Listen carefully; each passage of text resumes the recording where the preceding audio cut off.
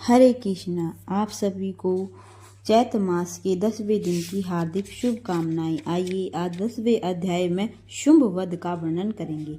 महर्षि मेधा ने कहा, हे राजन, अपने प्यारे भाई को मरा हुआ तथा सेना को नष्ट हुए देखकर क्रोध में भरकर दैत्यराज शुंभ कहने लगा, दुष्ट दुर्गे, तू अहंकार से गर्व मत कर, क्योंकि तू दूसरों के बल पर लड़ रही है। देवी ने कहा, हे दुष्ट, देख, मैं तो अकेली ही हूँ। इस संसार में मेरे सिवा दूसरा कौन है? यह सब मेरी शक्तियां हैं। देख, यह सब की सब मुझ में प्रविष्ट हो रही हैं। इसके पश्चात ब्राह्मणी आदि सब देवियां उस देवी के शरीर में लीन हो गई और देवी अकेली रह गई।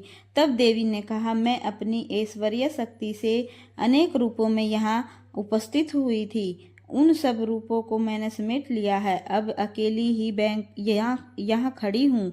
तुम भी यही ठहरो।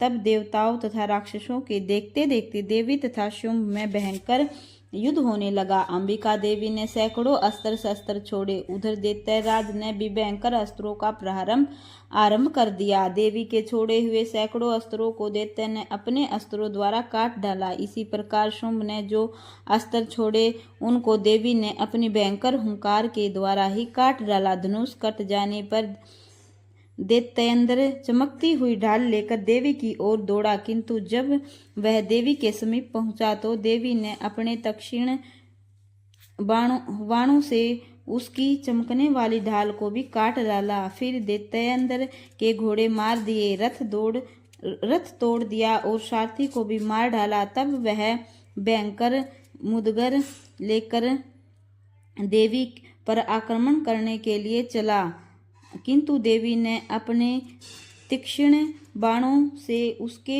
मुदगर को भी काट दिया। इस पर दैत्य ने क्रोध में भरकर देवी की छाती में बड़े जोर से मुक्का मारा। दैत्य ने जब देवी को मुक्का मारा तो देवी ने भी उसकी छाती में जोर से थप्पड़ मारा। थप्पड़ खाकर पहले तो दैत्य पृथ्वी पर गिर पड़ा, किंतु तुरंत ही वह उठ खड़ा हुआ और फिर वह देवी को पकड़कर आकाश की ओर उछला। वहां जाकर दोनों में युद्ध होने लगा।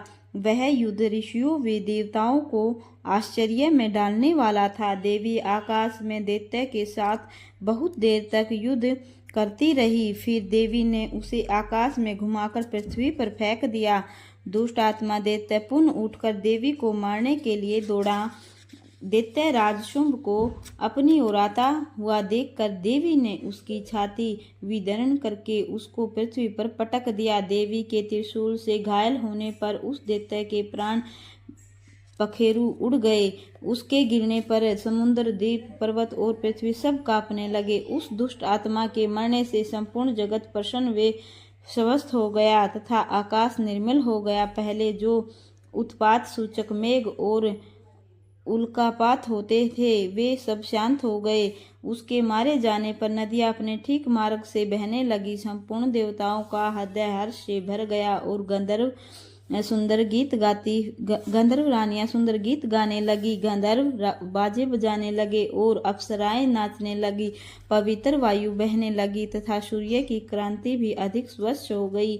यज्ञशालाओं की बुझी हुई अग्नि अपने आप प्रज्वलित हो उठी तथा चारों दिशाओं में शांति फैल गई।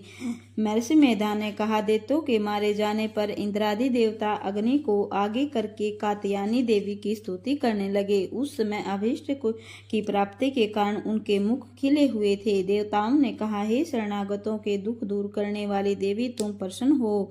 हे संपूर्ण जगत की माता, तुम प्रसन्न हो। हे विश्वेश्वरी, तुम विश्व की रक्षा करो, क्योंकि तुम इस चर और अचर की ईश्वरी हो। हे देवी, तुम संपूर्ण जगत की आधार रूप हो, क्योंकि तुम पृथ्वी रूप में भी स्थित हो और अत्यंत पराक्रम वाली देवी हो। तुम विष्णु की शक्ति हो, विश्व की बीज परम माया हो और तुमने ही इस संपूर्ण जगत को मोहित कर रखा है। तुम्हारे प्रसन्न होने पर ही मोक्ष की प्राप्ति होती है। हे देवी, संपूर्ण विद्याएं तुम्हारे ही भिन्न भिन्न रूप स्वरूप हैं। इस जगत में जितनी स्त्रियां हैं वे सब ही तुम्हारी मूर्तियां हैं। एकमात्र तुमने ही इस जगत का व्यापक कर रखा है। तुम्हारी स्तुति किस प्रकार हो सकती है, क्योंकि तुम परम बुद्धि रूप हो और सभी प्राणियों को स्वर्ग और मुक्ति देने वाली हो। अतः इसी रूप में तुम्हारी स्तुति की गई है। तुम्हारी स्तुति के लिए इससे बढ़कर और क्या शक्तियाँ हो सकती हैं। संपूर्ण जनों के हृदय में बुद्धि रूप होकर निवास करने वाली, स्वर्ग तथा मोक्ष प्रदान करने वाली है नारायणी देवी है, तुमको नमस्कार है। कालाष्टमी आदि रूप से अवस्थाओं को परिवर्तन की ओर ले जाने वाली तथा प्राणियों का अंत करने वाली नारायणी, तुमको नमस्कार है। हे नारायणी, संपूर्ण मंगलों के मंगल रूप वाली, हे शिवे, संपूर्ण प्रयोजनों को सिद्ध करने वाली, हे शरणागत वत्सला, 3 नेत्रों वाली गौरी, तुमको नमस्कार है। सृष्टि स्थिति तथा संहार की शक्ति भूता सनातनी देवी, गुणों का आधार तथा सर्व सुखमयी नारायणी, तुमको नमस्कार है। हे शरण में आए हुए शरणागतों और दीन दुखियों की रक्षा में तत्पर और संपूर्ण पीड़ाओं के हरने वाली नारायणी, तुमको नमस्कार है। हे नारायणी, तुम ब्राह्मणी का स्वरूप धारण करके हंसों से जुते हुए विमान पर बैठती हो और तथा कुश से अभिमंत्रित जल छिड़कती रहती हो, तुम्हें नमस्कार है। हे महेश्वरी, रूप से त्रिशूल, चंद्रमा और सर्पों को धारण करने वाली हो,